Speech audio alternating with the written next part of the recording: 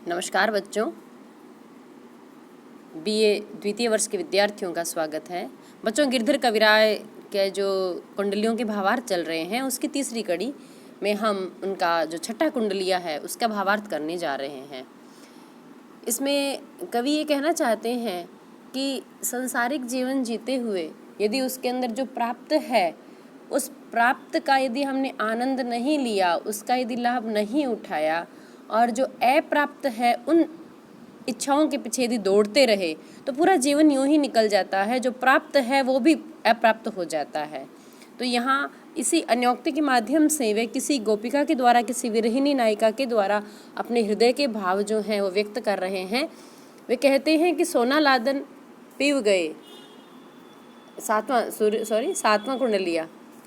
मोती लादन पीव गए धुर पटना गुजरात, मोती मिले न पीव मिले युग भरी बीती रात। नायिका कहती है कि मोती लाने के लिए प्रीतम के हृदय में ये भाव उत्पन्न हुआ कि नायिका को मोतियों से सजा दूं और भी सुंदर बना दूं। इस चक्कर में वो मोती लेने के लिए, मोती प्राप्त करने के लिए धुर ठेठ बिल्कुल पटना और गुजरात तक पहुंच गए। पटना बिहार में है और गुजरात उसके किनारे जहाँ समुद्र है वहाँ पहुंच गए।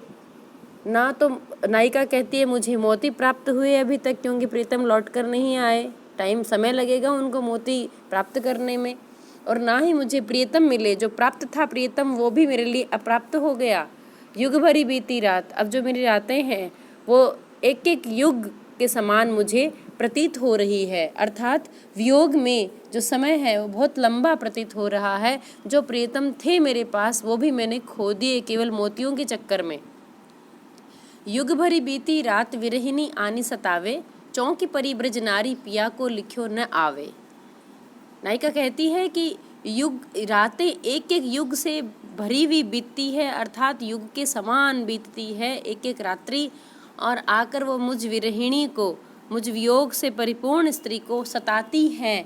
और बार बार अचानक से मैं चौंक पड़ती हूँ। ब्रज की नारी कहती है कि मैं चौंक पड़ती हूँ कि मुझे लगता है शायद प्रीतम आ गए हैं एक हल्की सी आहट के साथ, और प्रीतम को बार बार लिख कर भेजती हूँ कि आप आ जाओ, लेकिन प्रीतम अभी तक नहीं आए हैं।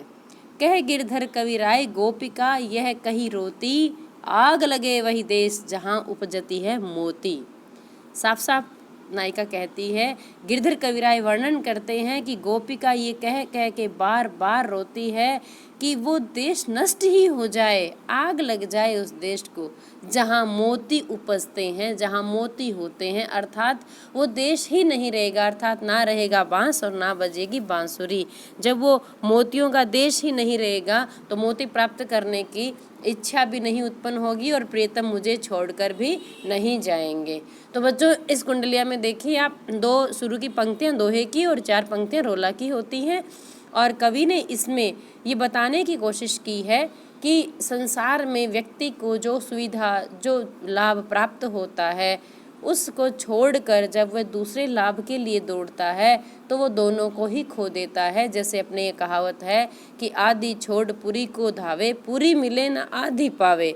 यहाँ कम से कम नायक और नायिका परस्पर प्रेम से साथ तो रह रहे थे, लेकिन कभी सोने के चक्कर में और कभी मोती के चक्कर में दोनों का ही वियोग हो गया, और युवावस्था में दोनों ने जो वियोग झेला है वो मिलन से भी वो दोनों दूर हो गए। ना मोती मिले ना सोना मिला। ब्रज भाषा का बहुत सुंदर इसमें प्रयोग किया गया है और लोक नीति जो है वो इसमें बताई है। 8वें नंबर का जो कुंडली है बच्चों, ये व्याख्या की दृष्टि से बहुत महत्वपूर्ण है। कवि कहते हैं कि दौलत पाए न कीजिए सपने में अभिमान, चंचल जल दिनचारी को ठाऊं न रहत निदान। स्पष्ट कह रहे हैं कि दौलत प्राप्त करके होता क्या है, संसार में जिसको भी धन मिल जाता है, वैभव और संपत्ति मिल जाती है, संपत्ति पाकर हर एक व्यक्ति को अभिमान हो जाता है, अहंकार हो जाता है कि मेरे से बड़ा कोई व्यक्ति, मेरे से योग्य और गुणी कोई व्यक्ति नहीं है, और वो किसी दूसरे को कुछ नहीं गिनता है।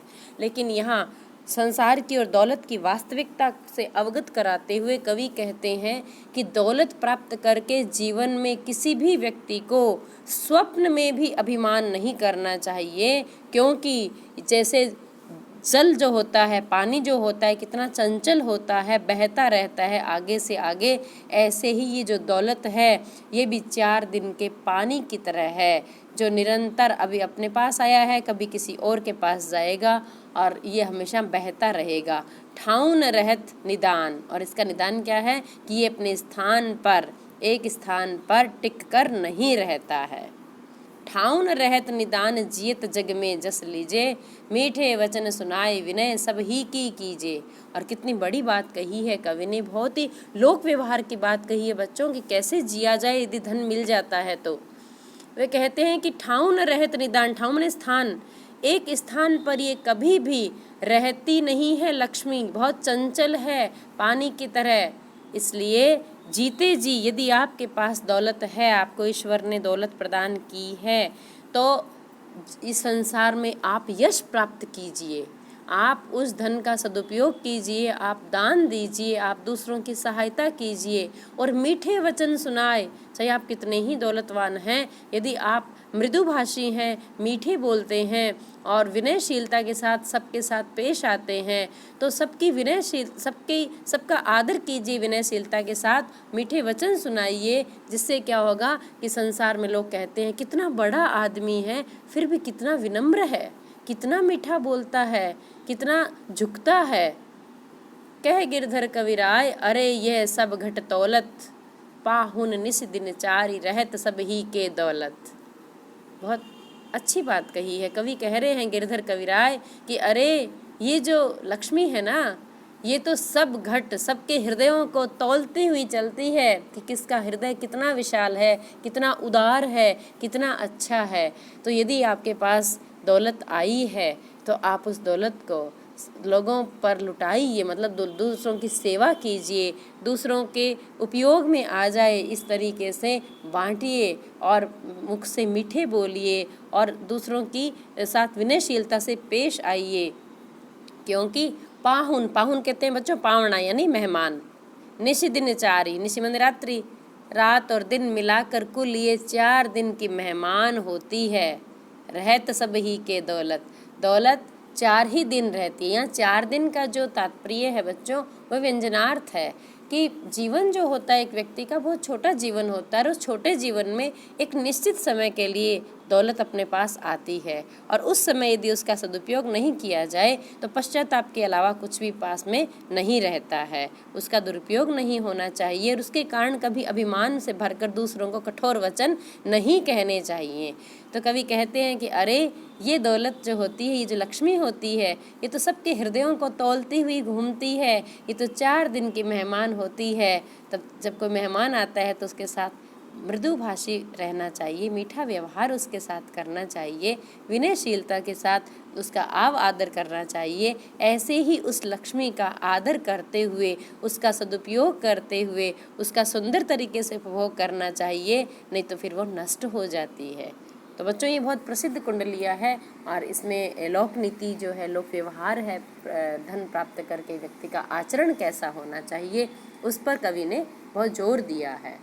अपना 9वां कुंडलिया है, गुण के गाहक सहस नर, बिन गुण लहेन कोय, जैसे कागा कोकिला शब्द सुने सब कोय। तो ये बताते हैं संसार की रीति नीति और व्यवहार। वे कह रहे हैं कि गुणों के ग्राहक, सहस माने हजारों, नर माने मनुष्य।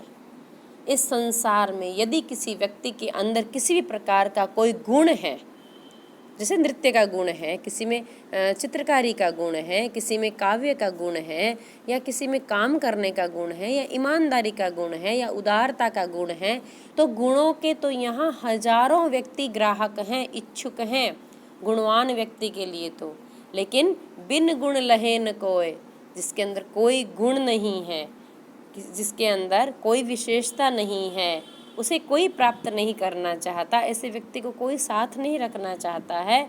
जैसे कागा कोकिला, उदाहरण दी है उन्होंने, इसमें उदाहरण अलंकार है कि जैसे सामने सामने हम देखते हैं कौवा और कोयल दोनों एक जैसे होते हैं, दोनों काले होते हैं, लेकिन चूंकि कौवा कर्कश बोलता है उसमें गुण नहीं है और कोयल मीठा बोलती है उसमें मीठा बोलने का गुण है।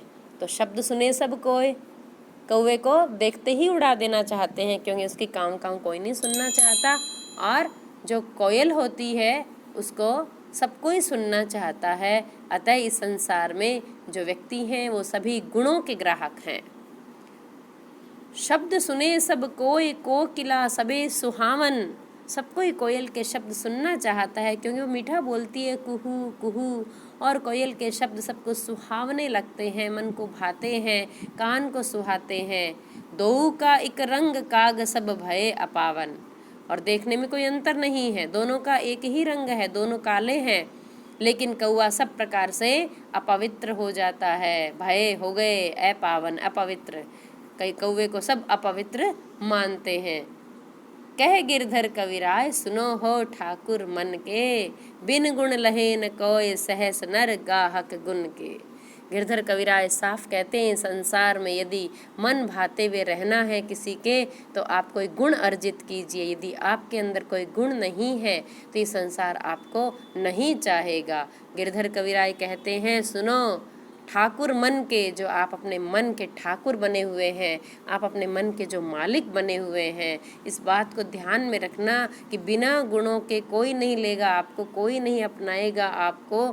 क्योंकि यहाँ हजारों व्यक्ति जो ग्राहक हैं वो केवल और केवल गुण के हैं, गुणहीन के नहीं हैं। यदि आप में कोई विशेषता है, जैसे आप जब तक उपयोगी हैं इस संसार के, आप कमाते हैं या आप घर का काम करके सेवा करते हैं या आप कैसे भी घर में सहयोग करते हैं, तब तो आप उपयोगी हैं, आपके अंदर गुण है। अन्यथा आपको ये संसार नकार देता है पूरी तरह से। तो इसमें लोक व्यवहार, लोक नीति की बहुत सुंदर व्यंजना हुई है। ब्रज भाषा और कुंडलिया छंद का प्रयोग है, उदाहरण अलंकार के साथ अंत्यानुप्रास अलंकार है। काग और कोयल के माध्यम से कवि ने अपनी बात को स्पष्ट किया है, दृष्टांत दिया है आपने। बच्चों आज इतना ही, धन्यवाद।